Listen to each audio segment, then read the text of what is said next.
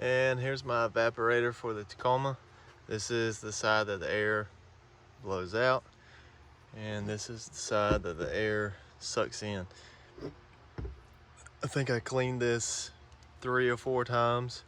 This whole side was basically black, and it smells a lot better because I want to say my truck smelled like crayons on the inside. I know that's weird, but it was just like a mildewy crayon smell, and that Clorox kind of killed the smell.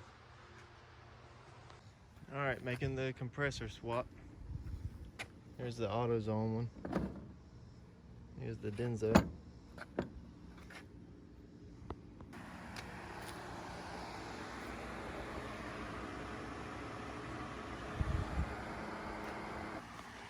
All right, now we're putting everything back together. Got the Denso compressor in. New O-rings on the lines. Got the lines put in. Still gotta pull this back out. Got this one out, that grommet. Make sure the drain tube is in right. I replaced the Schrader valves.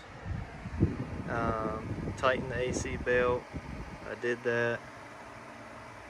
And soon we'll be hooking a vacuum to it and then putting Freon in it. Alright, you guys, today is the next day. I had a whole lot of stuff to go down yesterday. I was at a buddy's house doing the AC replacement on the Tacoma, and we had some people show up and talk to us for a little while, so that put us down on working on the truck. Then I had a guy to come and buy the 2-inch body lift that I pulled off of the 4Runner, so that sold. And we got everything buttoned up that we needed to replace. The evaporator, like you saw, all that was clean. We put it all back together.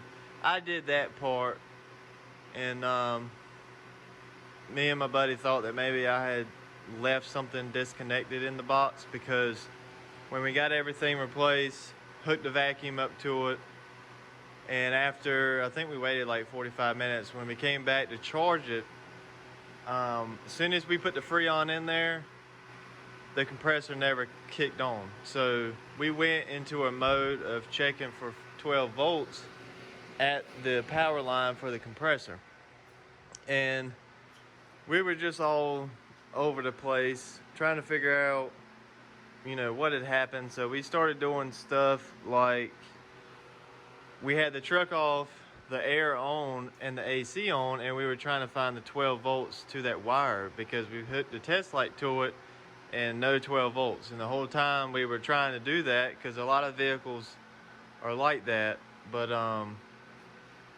we just couldn't find the 12 volts. And we feel pretty dumb, because we realized that that line would never get 12 volts until the system is pressurized. So what we must have done was held a vacuum in the manifold itself. So we held the vacuum in the manifold hoses, and we never actually vacuumed the system or put Freon in the system, because I came home after that, pulled a vacuum for 30 minutes, and then I charged the system, and boom, the compressor kicked on.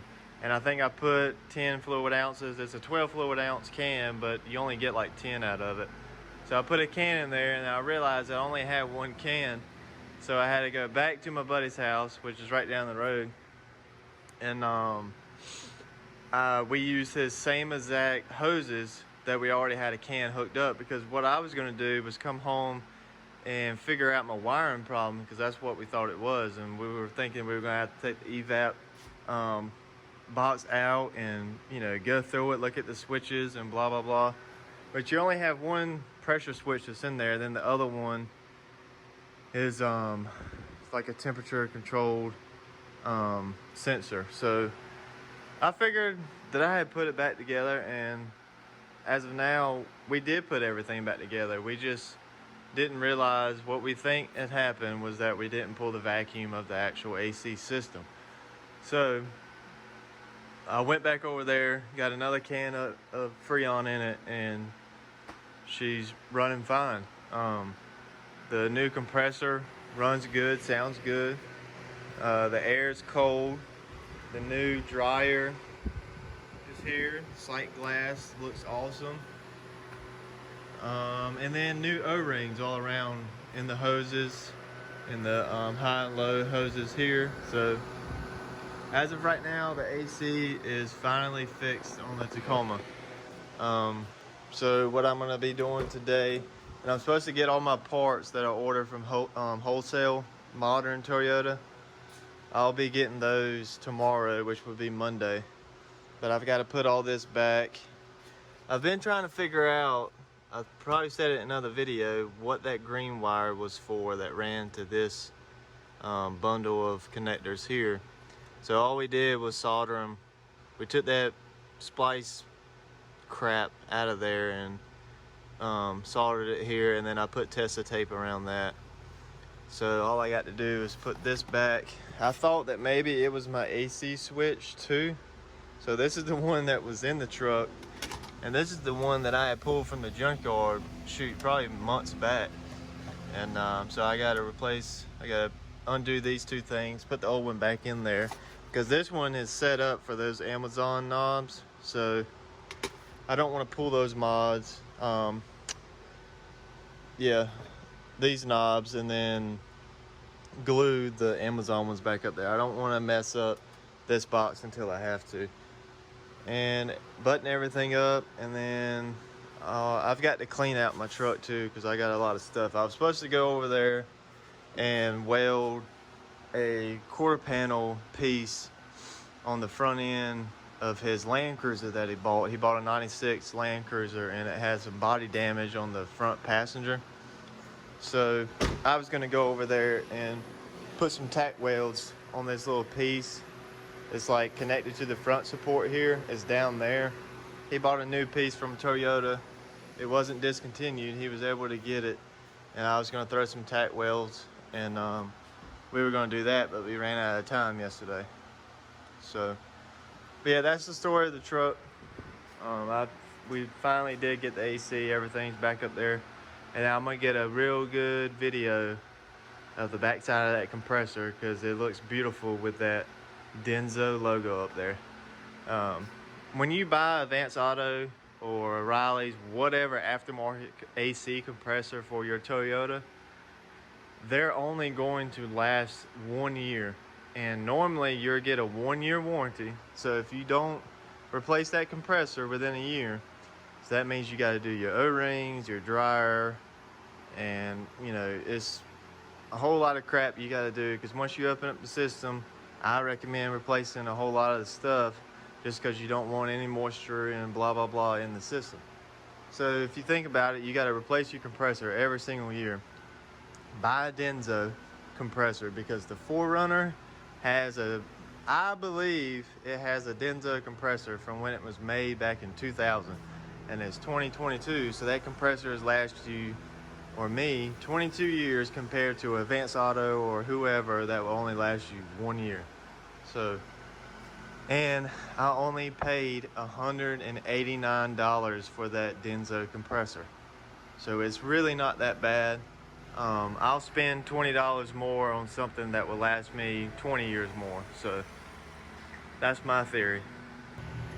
And if anybody needs some good tie rods, 555 or Sankey from Japan, they make really good tie rods. It's basically Denso or OEM. And then there's that Denso compressor.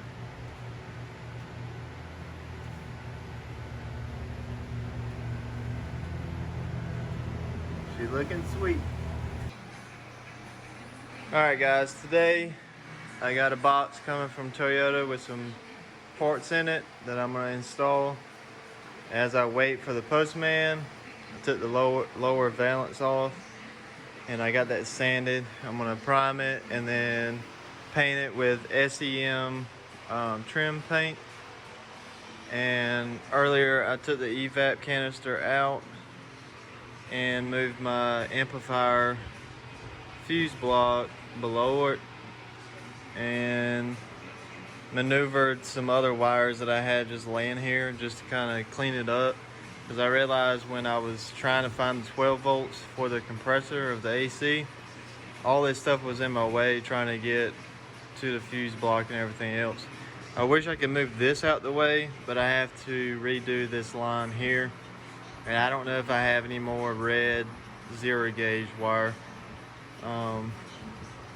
And it was this amplifier wire here, this 4 gauge wire that I moved underneath of the charcoal canister.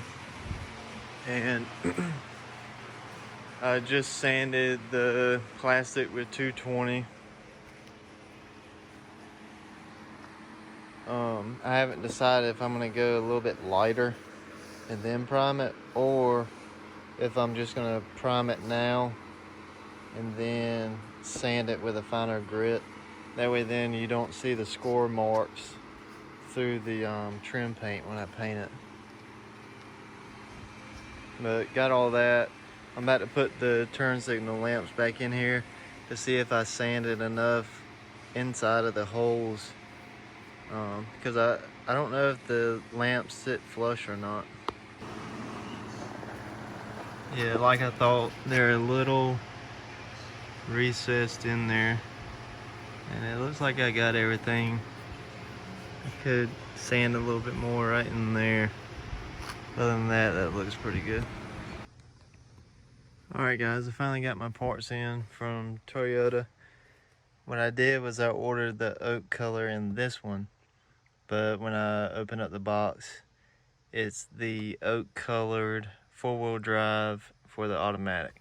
So it's the wrong part. I've got to recheck the part number and reorder it. But first I got to figure out how to return the one I have. So, because they sent a paper being very cautious on, like, if it's been installed or anything like that, they won't do returns. So I'll probably have to end up calling Modern Toyota and seeing what they can do for me. And then this is the new handle that I got.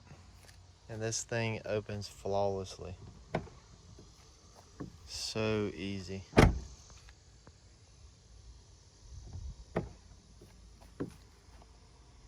I think this door handle was like $96. And it's way worth it because the OEM Toyota handles open like butter. And I did get the fender flare pads for the rear. This is for both fender flares on the bed side of the Tacoma. Alright, I went ahead and got the pads on. Yes, I know the flare paint does not match up too good with the paint of the truck, but it's the paint that I had at the time, and that's what I threw up there. But what I did was that I started the pad right there, and then I went all the way around, and I ordered these pads off of eBay, so they could not be Toyota because they stop right there. And I'm not too sure what that's about. I don't know if I was supposed to start on this side and then it has a gap on that side for like a mud flap or something else, but it doesn't cover the whole flare. Like, these came from eBay, and the ones that's on the front came from Amazon, and I actually had to cut these. So what I did was I went flush right here, and then I ran it all the way down, and it goes past that little piece right there, and I actually had to cut off a little snip of it. So these were ordered off of Amazon, then those were ordered off of eBay. So I may have gotten played from an eBay seller, but who knows.